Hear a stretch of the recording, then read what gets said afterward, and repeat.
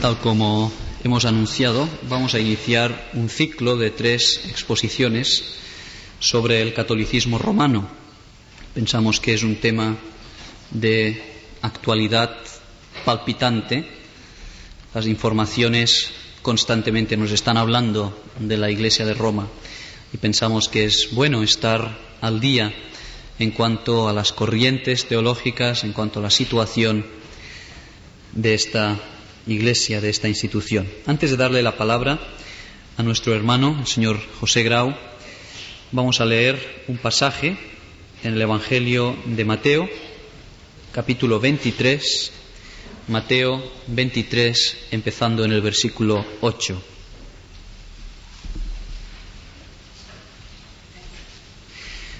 Pero vosotros no queráis que os llamen rabí, porque uno es vuestro maestro, el Cristo, y todos vosotros sois hermanos. Y no llaméis Padre vuestro a nadie en la tierra, porque uno es vuestro Padre, el que está en los cielos. Ni seáis llamados maestros, porque uno es vuestro Maestro, el Cristo. El que es el mayor de vosotros sea vuestro siervo, porque el que se enaltece será humillado, y el que se humilla será enaltecido. Hasta aquí la palabra de Dios.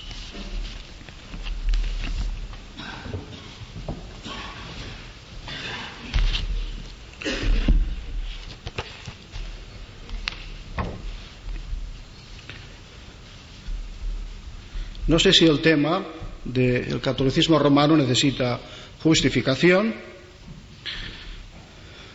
Cualquier persona que asista a nuestros cultos sabe que las referencias tanto al catolicismo romano como a cualquier otra religión son escasas, son esporádicas. Pero, sin embargo, de vez en cuando hemos de fijar la atención en las corrientes de pensamiento o las corrientes religiosas que también inciden sobre nosotros. Hay una serie de consideraciones que yo creo que justifican estas reflexiones. En primer lugar, porque vivimos en España, porque somos ciudadanos de este país, y este país ha sido influido, y todavía lo es mucho, por el catolicismo romano, tanto a nivel de doctrina como a nivel social y estructural. Así pues, como ciudadanos del país nos interesa, para estar al día, para tener los ojos abiertos, para saber dónde estamos. Pero, en segundo lugar, el hecho de que nosotros no solamente somos ciudadanos de este país, sino que somos cristianos y cristianos evangélicos en medio de un pueblo que suele identificar el cristianismo con el catolicismo, lo cual, queramos o no, se quiera o no, nos interpela. Hasta el punto de que muy a menudo nos encontramos con que nosotros usamos ciertas palabras, ciertas frases, ciertas expresiones, que también se usan en el catolicismo romano, pero que luego, ahondando un poco, nos damos cuenta de que tienen un significado totalmente diferente entre nosotros y entre los católicos. Esto solo ya exigiría, pues, una reflexión. Hemos de contestar a todos cuantos nos piden razón de nuestra esperanza, y yo creo que nuestros amigos nos agradecerán la sinceridad y no que vayamos con falsos irenismos o equivocados ecumenismos. Hemos de seguir la verdad en amor, no queremos juzgar a nadie, pero sí hemos de saber lo que creemos, hemos de saber discernir, y creo que tenemos un compromiso contraído con la verdad, que para nosotros no es algo abstracto, sino que es una persona, es Jesucristo, y Él nos ha dicho que el que me ama, dice Cristo, mi palabra guardará. Todo lo que vamos a decir es por amor a esta palabra de Dios, el Dios que se ha revelado en Jesucristo, y que nos exige que le seamos fieles, y que nos exige que no solamente anunciemos de una manera muy clara, muy sencilla y profunda a la vez el mensaje del Evangelio, sino que quiere que este mensaje del Evangelio, como hicieron los profetas de antaño, también denuncie todo lo que sea contrario a él, contrario a la esencia del Evangelio. Afortunadamente, se han superado los viejos estilos, el lenguaje hiriente de las polémicas fuertes, que a menudo, sin embargo, estaban muy teñidas de superficialidad. Y vamos a decir que lo cortés no quita lo valiente, la educación no nos va a robar la convicción y la cortesía no va a quitarnos la valentía para decir lo que pensamos. Vamos a desarrollar el tema en 3 días, en 3 jornadas. Hoy vamos a ver, vamos a hacer una panorámica global de lo que nos une y lo que nos separa, siguiendo una frase que está de moda. En segundo lugar, el próximo día, vamos a ver el testimonio de la historia. ¿Fue siempre romano el catolicismo? ¿Cómo llegó el Papa a ser infalible? Y toda una serie de cuestiones de ese tipo, vistas a la luz de la historia. Y el tercer día ya vamos a ahondar más y vamos a considerar lo que es la naturaleza del catolicismo romano, su identidad más auténtica. Y luego, en este tercer día, vamos a tener un coloquio, vamos a abrir una sección de preguntas. Yo ruego que ya desde ahora los hermanos se apunten en un papel las sugerencias, las preguntas o los temas que ellos desearían que se trataran, que no los escuchan si se dan cuenta de que yo no trato alguno de los temas que ellos desearían escuchar. Entonces yo les ruego que a la salida, bien sea hoy o el próximo día, me lo indiquen de viva voz o me entreguen un papel con sus sugerencias. Bien, ¿qué nos une y qué nos separa? Un eslogan puesto de moda por el movimiento ecuménico es aquel que se repite constantemente, que lo que nos une es más que lo que nos separa. Lo que nos une es más que lo que nos separa, referido a lo que nos une con los católicos romanos. ¿Pero es así realmente? Ojalá que fuera así, pero es así. Ciertamente existen cosas en común en el credo, en el dogma del catolicismo romano, la creencia en un solo Dios, en 3 personas, la divinidad de Jesucristo, la resurrección, la ascensión del Señor. Hay todo un conjunto de doctrinas cristológicas en las cuales estamos de acuerdo. Estamos de acuerdo también en una serie de hechos, por lo menos en 4 grandes verdades, en que hay revelación, es decir, que tenemos una palabra de parte de Dios, que no estamos solos en el universo, sino que Dios nos ha hablado, Dios se ha revelado. En segundo lugar, que Dios ha realizado una obra de salvación a favor nuestro en Cristo. En tercer lugar, que Dios ha provisto un camino para que las almas, los perdidos, se acerquen a Él. Y en cuarto lugar también, en que Dios nos ha dado instrucciones tocante al culto que le es agradable. Sin embargo, cuando empezamos a ahondar y empezamos a preguntar, ¿qué es la revelación? ¿En qué consiste? ¿Dónde está? Ya no estamos de acuerdo. Estamos de acuerdo en el hecho de la revelación, pero discrepamos ya desde el comienzo para responder ¿dónde está la revelación? Luego nos extenderemos más sobre esto. Estamos de acuerdo en que Dios ha obrado una salvación a favor nuestro en Cristo. Pero cuando empezamos a pensar e inquirimos cuál es el alcance y el valor de la obra de Cristo, ¿qué ha efectuado la obra de Cristo? ¿Qué significa la cruz del Calvario? Empezamos a discrepar. Si preguntamos ¿qué hemos de hacer para ser salvos?, damos respuestas distintas.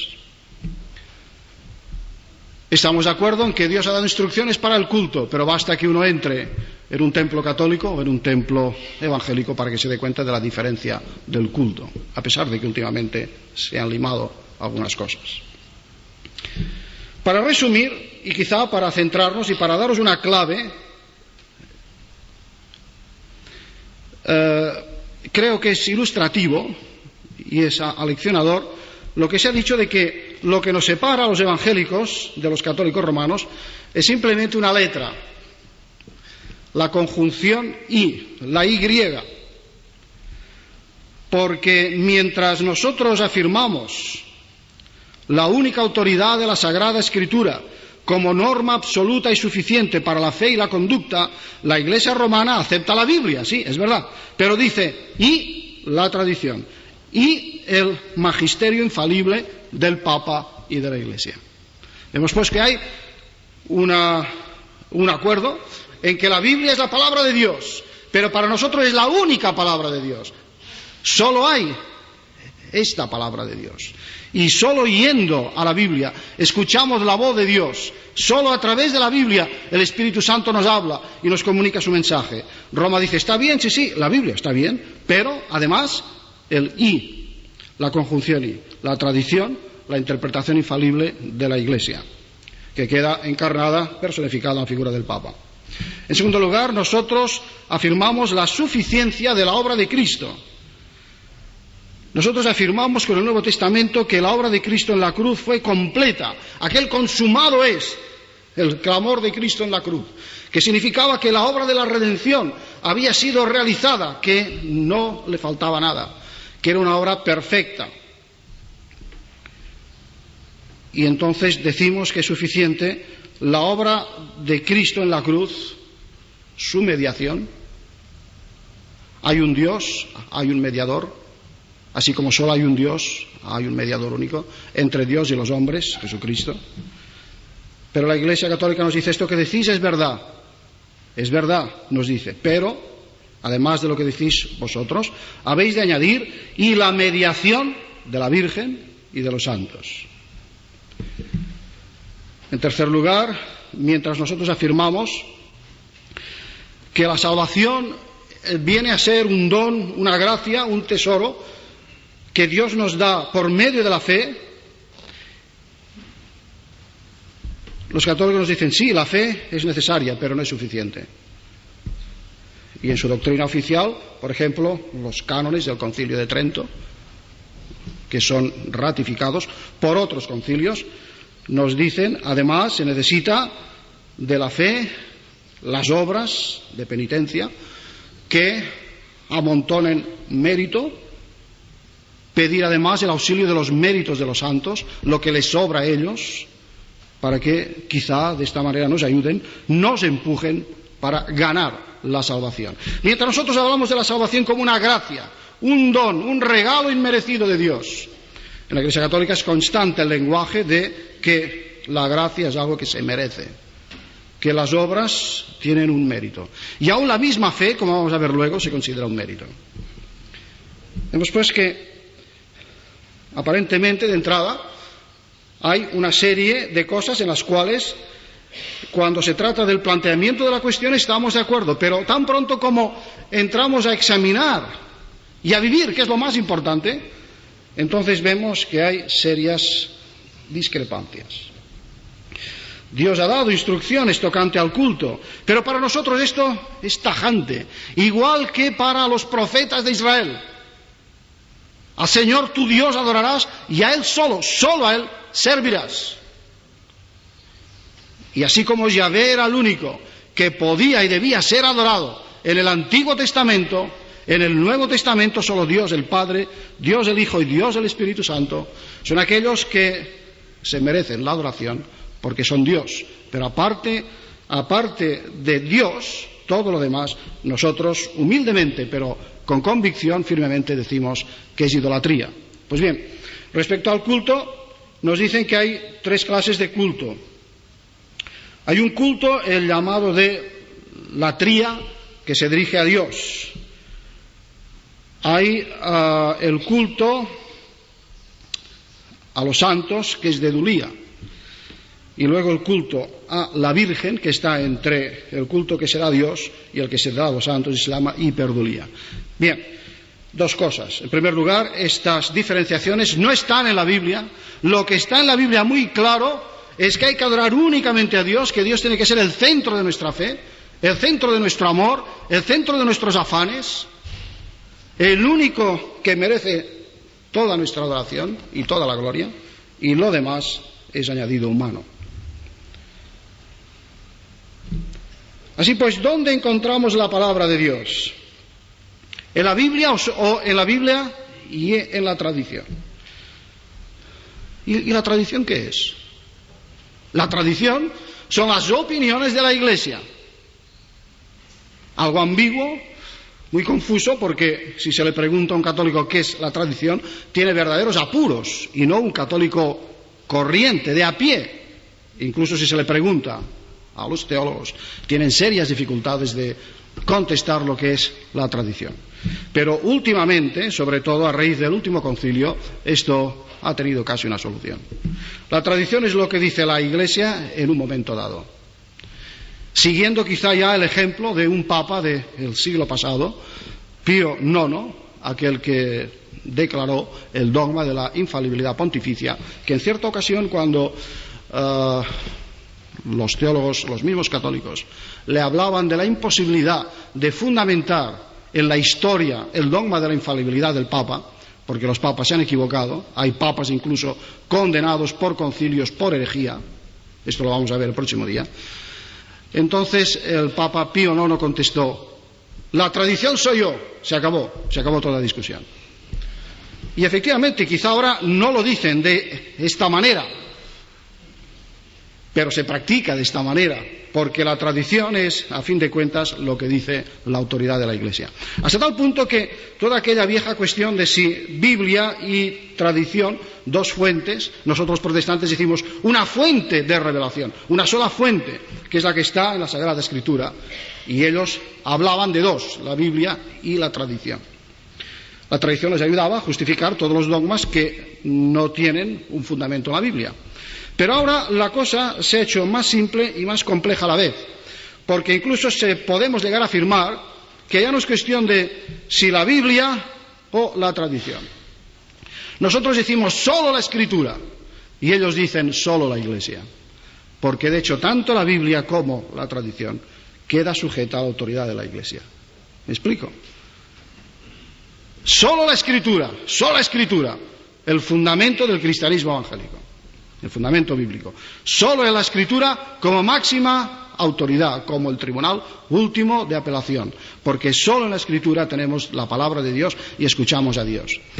En el catolicismo romano, de hecho, se puede afirmar solo la Iglesia, porque la Biblia y la tradición quedan en manos de la Iglesia, que de hecho significa en manos de un núcleo de cardenales al frente de los cuales está el Papa. Voz de Dios y voz de hombres. Lo decimos sin querer herir a nadie, con todos los respetos, pero para nosotros significa esto. Tener que considerar la alternativa de comparar, equilibrar y poner al mismo nivel lo que es voz de Dios y voz de hombres. Y para nosotros la elección está clara. ¿Cuál es el valor del alcance de la cruz? ¿Solamente quita el pecado original? ¿Cómo hacemos nuestra la salvación? ¿Por el bautismo? La Biblia dice que el que no nace de nuevo no puede ver el reino de Dios. Y la teología católica nos dice que se nace de nuevo por el bautismo. En el sacramento del bautismo se hace cristiano a un bebé recién nacido. El enfoque es totalmente diferente. Lo que significa la cruz y lo que significa el hacer nuestro el valor de la cruz es totalmente distinto. Es por esto que antes he explicado que las palabras pueden tener un sonido que es parecido, pero el significado es diferente. Justificación, salvación, condenación, sacerdocio universal de los creyentes. Todo eso son palabras que nosotros usamos y en la Iglesia Católica también se oyen, pero tienen un significado totalmente distinto. Por ejemplo, la justificación. Voy a leer un texto oficial, un decreto del Concilio Vaticano I. La fe, aun cuando no obra por el amor, que es lo que dice San Pablo, que la fe, para ser verdadera, tiene que obrar por el amor, Gálatas 5:6. Pues bien, el decreto de este concilio, doctrina oficial de la Iglesia Católica, dice: la fe, aun cuando no obre por el amor, es en sí misma un don de Dios y su acto es obra que pertenece a la salvación. O sea, su acto el acto de la fe, aunque no obre por el amor, pertenece a la salvación porque es una obra por la que el hombre presta a Dios mismo libre obediencia, consintiendo y cooperando a su gracia. Aquí hay tres ideas que son fundamentales en la justificación tal como la entiende el catolicismo romano. La idea del mérito. La fe es una obra, por consiguiente es un mérito. La fe coopera, en parte construye la salvación de uno. Y luego la confusión entre justificación y santificación. Ese es quizá uno de los errores más grandes de la teología católica, que ya en el siglo XVI los reformadores pusieron bien en claro. Confundís la salvación con la justificación.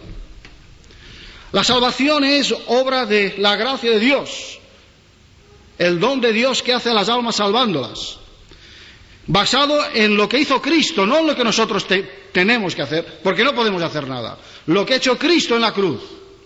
Y luego, una vez justificados, entonces sí, como leemos en Romanos 6:28, ahora liberados del pecado, justificados, tenéis como fruto, la raíz, es la obra de Cristo, es la fe, don de Dios. Ahora, el fruto es la santificación. Tenéis como fruto la santificación y como fin la vida eterna. La justificación es un punto.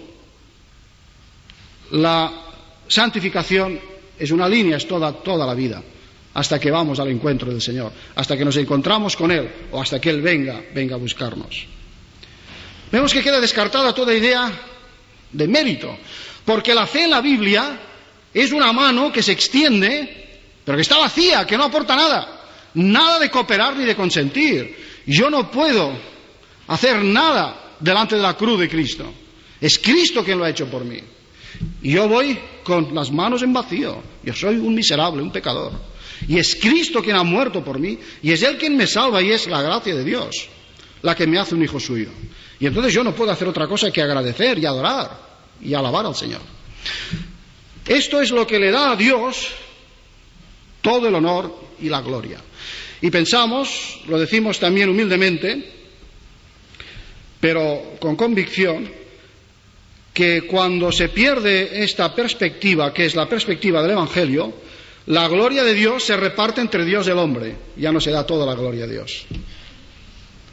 Más bien yo diría que buscamos la gloria nosotros. Si nuestra santificación es el termómetro por el cual seremos salvos. Si Dios al final, en el día del juicio, no mira tanto la cruz de Cristo como la cruz de Cristo más lo que nosotros hayamos aportado.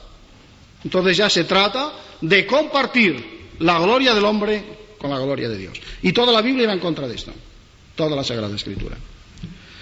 El hombre muerto en delitos y pecados no puede cooperar con la gracia. Solo puede responder y abrirse a ella por el poder de esta misma gracia.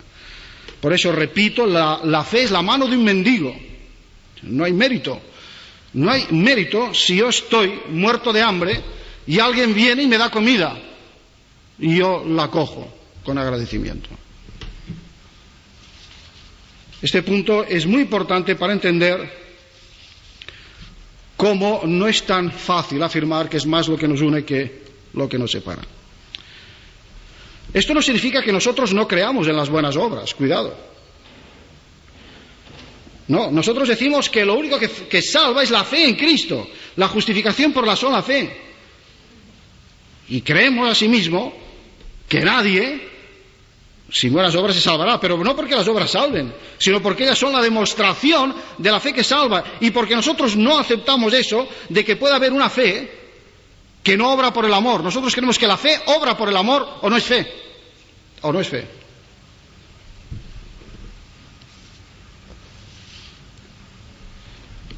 Lutero solía decir que las buenas obras no hacen al cristiano, pero es el cristiano quien hace las buenas obras. Repito, las buenas obras no hacen al cristiano, pero el cristiano es el que hace las buenas obras. No por miedo a condenarse, sino como fruto de la salvación que ya posee. No con temor, sino con gozo, porque el amor de Dios está derramado en el corazón por el Espíritu Santo que nos es dado, y entonces se desborda. Y por gracia sois salvos, por la fe. Y esto no de vosotros, es don de Dios. No por obras, para que nadie se gloríe, pero somos creación suya, recreación de Dios, regenerados. ¿Para qué? Para que andemos en buenas obras, que Dios de antemano ha preparado para que nos ejercitásemos en ellas. Efesios 2, 8 y siguientes.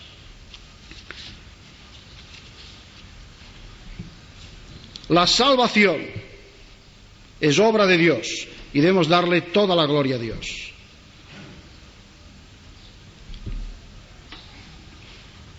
La sola fe como base de la salvación y las obras como consecuencia, como un fruto. Bien, pero hay otra cuestión, es la cuestión de la autoridad que está relacionada con la Biblia. Ya hemos dicho antes la discrepancia, la diferencia entre Biblia y tradición e Iglesia. Nosotros afirmamos, la posición nuestra es que si la Biblia es la palabra de Dios y creemos que lo es, en ella tenemos la única autoridad de Dios, y en cosas divinas queremos autoridad divina. Para algo que es tan importante como es conocer a Dios y conocer las verdades espirituales, no podemos contentarnos con menos que la autoridad divina. La autoridad humana no nos sirve, porque con todos los respetos, y todas las opiniones son respetables, pero si son humanas son finitas, y lo finito no puede abarcar lo infinito, y no puede colocarse por encima de lo infinito. Por eso nosotros no entendemos mucho el razonamiento de que se necesita una iglesia que avale la revelación de Dios. Esto es como si se hubiera dicho: Jesús necesita a Juan el Bautista para que le avale. Fijaos que Juan el Bautista salió por los caminos y dijo: he aquí el Cordero de Dios que quita el pecado del mundo. Ahora, Juan el Bautista no estaba haciendo a Cristo el Salvador, ni el Cordero de Dios. Juan el Bautista simplemente confesaba. Tenía discernimiento para confesar. Por consiguiente, no es válido el argumento de que la Iglesia es la que da el aval, la garantía a la verdad. Es todo lo contrario. No es la Iglesia la que le dice a la Biblia lo que tiene que enseñar. Es la Biblia la que le dice a la Iglesia lo que la Iglesia tiene que anunciar. Si pues la Biblia es la palabra de Dios, en ella tenemos la única autoridad del Dios creador y de Jesucristo, el Salvador único.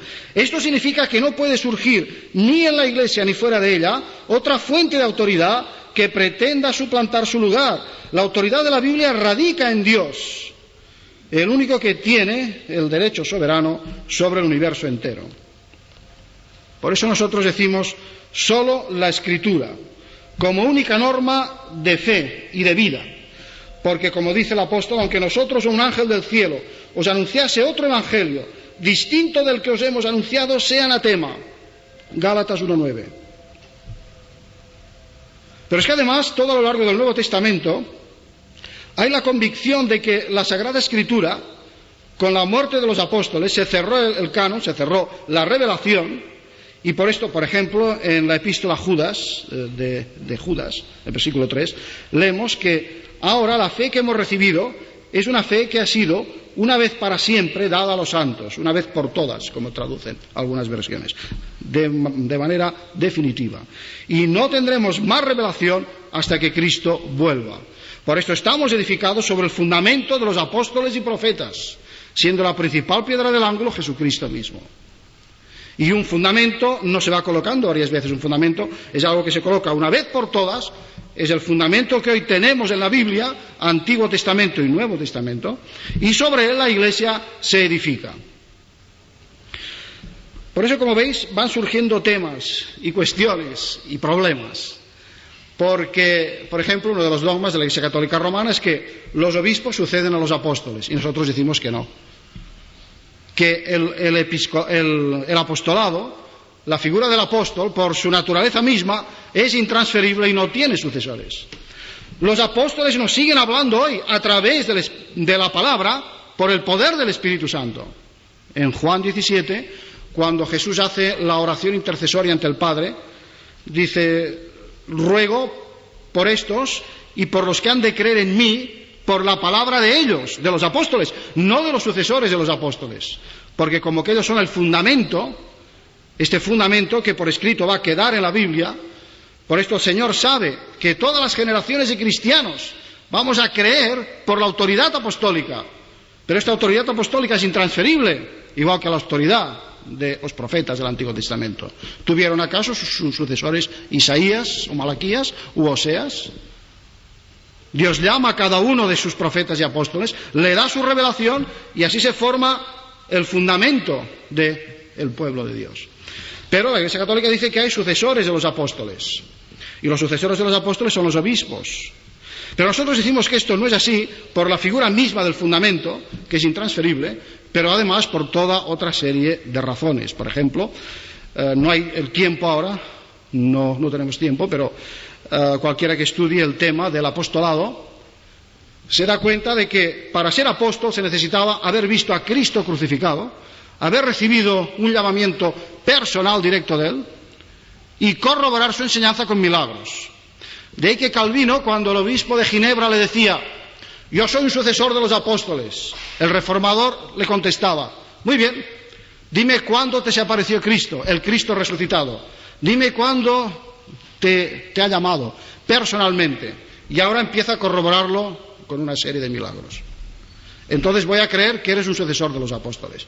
Pero ¿cómo hablas como un apóstol si no eres apóstol? Los apóstoles nos hablan por el Nuevo Testamento. Entonces, si nosotros escuchamos la voz de Dios solo en la Escritura, es obvio que se justifica el lema solo la Escritura.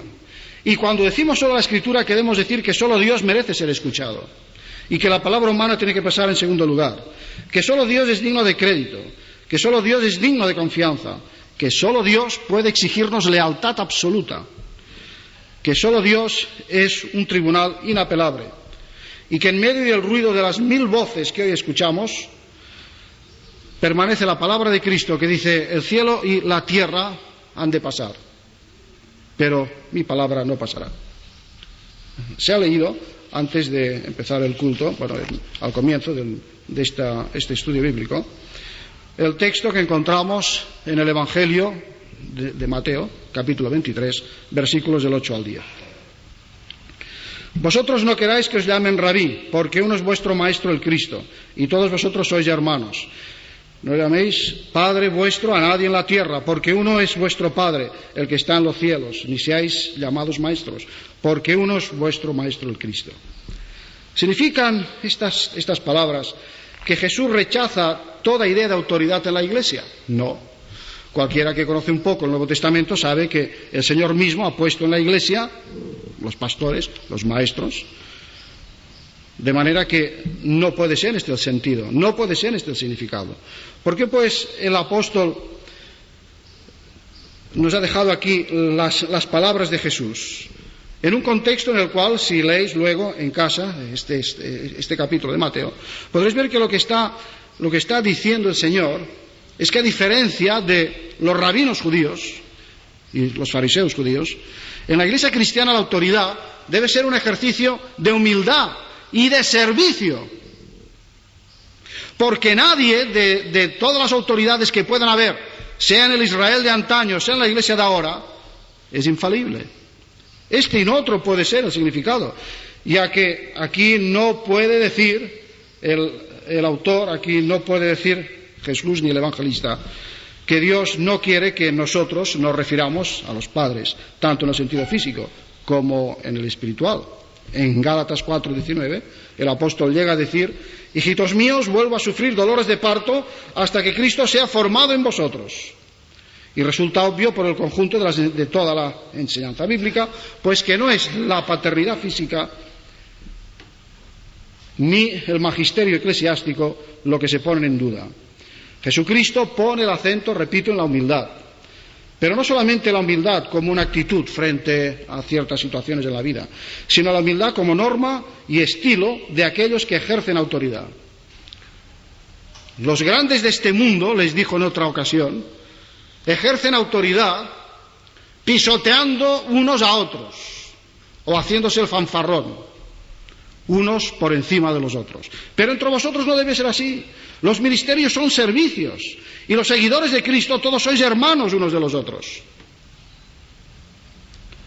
Entonces, ¿a qué situación pues se referirá Mateo 23, 8, 10? Si en la Iglesia hay maestros, y hasta incluso se podría hablar de padres espirituales, como el mismo apóstol más o menos lo indica a sí mismo, al indicar aquellos a los cuales engendró por el Evangelio, pues sin género de dudas, lo que Cristo está condenando en ese texto es aquel tipo de autoridad absoluta que exige fidelidad incondicional a ciertos hombres, maestros, doctores o pontífices.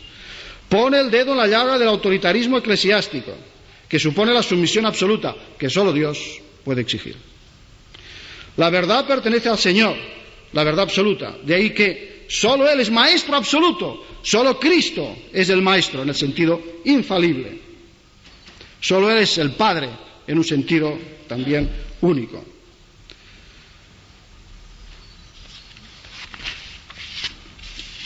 Si nosotros hacemos un estudio bien cuidadoso de todos los textos que nos hablan de la autoridad en la Iglesia, nos damos cuenta de que el Señor quiere que en la Iglesia la cabeza sea Cristo, hablando por su palabra, y los enseñadores, los pastores, los maestros, todos los miembros, hasta el último, hasta el más humilde, todos nos consideremos hermanos, aunque con diferentes funciones, con diferentes dones, pero todos en humildad y como hermanos. Alguien ha dicho, en el cristianismo los padres espirituales no tienen hijos, sino hermanos, porque cuando yo engendro a alguien por el Evangelio, no es mi hijo, es mi hermano.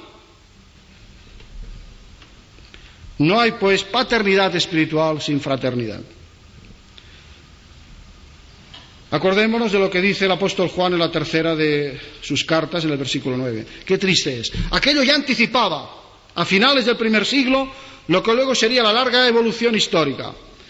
En la tercera Juan, el verso 9, dice que había un tal Diótrefes que no recibía a los apóstoles. ¡Qué tragedia!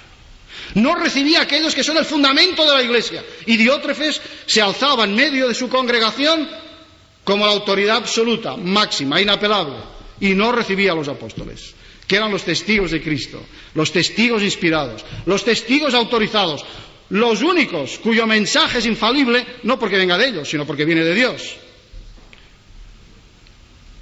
Desde Diótrefes hasta el siglo XIX, en que se promulga la infalibilidad del Papa, hay una larga historia de pretensiones, de primacía, que no recibe doctrinas apostólicas y bíblicas. Es muy triste, pero el panorama histórico es realmente aterrador. Cuando vemos que grandes instituciones que tienen la pretensión de ser la única Iglesia de Jesucristo no aceptan la suprema autoridad de la Sagrada Escritura como norma única de fe. Se confunden con la justificación por la fe, no acaban de captar el sentido bíblico. La mediación y el sacerdocio único de Cristo. El enaltecer a figuras humanas, intercesores que se van colocando entre Dios y los hombres. Y vemos cómo nos vamos alejando de la sencillez del cristianismo del Nuevo Testamento. Y vemos que entre la sencillez del cristianismo nuevo testamentario y el catolicismo romano hay un trecho de 15 siglos. Es terrible, pero el mensaje de ese texto es un mensaje para la Iglesia de todos los tiempos. Que nos acordemos de que uno es nuestro Padre, que está en los cielos, Padre absoluto, y uno es el Maestro, el Cristo. Por esto hemos de crecer en la gracia y el conocimiento de Cristo, porque crecer en su gracia y en su conocimiento es realmente un aval, una garantía de que estamos creciendo en el Señor, de que estamos arraigados en la verdad, mientras que crecer en otra clase de estructuras o yendo a beber en otras fuentes es peligroso. Creo que frente al catolicismo romano, con mucho amor, pero también con firmeza, tenemos que decir que ha cometido un doble pecado con la Biblia, que ha sido que le ha quitado autoridad al igualarla a la tradición, al equipararla a la misma voz de la Iglesia, como vamos a ver en los próximos días. Vamos a ver en los documentos oficiales de qué manera la voz pontificia se coloca, no en teoría, pero sí en la práctica, por encima de la palabra de Dios. Le ha quitado autoridad, pero es que además ha hecho otra cosa. Le ha añadido textos que no son palabra de Dios. Ha añadido una serie de apócrifos en el Antiguo Testamento. Afortunadamente no lo ha hecho en el Nuevo, pero en el Antiguo Testamento le ha añadido los libros que se llaman deuterocanónicos. Ellos les llaman deuterocanónicos, lo cual ya es una confesión implícita de que entraron en el canon después, que es un añadido. Esto tan solo hace 4 siglos se hizo en Trento, de manera que se le quita autoridad a la palabra de Dios y luego se le añaden textos que no son palabra de Dios, los apócrifos. Pero claro, si tienen el atrevimiento de añadir la propia autoridad de la Iglesia, del magisterio eclesiástico, ya nada nos extraña. Y también por lo que respecta a Cristo, creo que se ha cometido un doble error, porque se le resta eficacia a su obra salvadora, se le resta eficacia, ya que Cristo no es el Salvador completo, que me salva totalmente, definitivamente y eternamente. Por ejemplo, según los cánones del Concilio de Trento, es pecado creer que uno tiene la seguridad de la salvación. Es pecado creer que uno es salvado solo por la fe. O sea, no me estaban condenando a mí, estaban condenando a San Pablo, ¿os dais cuenta? Se le resta eficacia a la obra salvadora de la cruz de Cristo, pero es que además se le añaden los méritos humanos. Y siempre acabamos en lo mismo. ¿Vamos a dar la gloria a Dios o la vamos a dar a los hombres? Vamos a darle la gloria a Dios por lo que Él es y por lo que ha hecho y porque se ha dignado a darnos su palabra y luego se ha humillado y nos ha salvado, o vamos a repartirnos esta gloria entre Él y nosotros. Es la tentación siempre de restarle gloria a Dios para añadirle la nuestra. Nosotros decimos: solamente a Dios sea la gloria. Y si hemos de gloriarnos en el Señor. Porque si tenemos algo, se ha recibido de Él, lo hemos recibido de Él. Si somos salvos es por Él. Si conocemos la verdad es por Él. Y si tenemos esperanza, es Él quien nos da esta esperanza. Y es Él quien pone la canción nueva en los labios y en el corazón.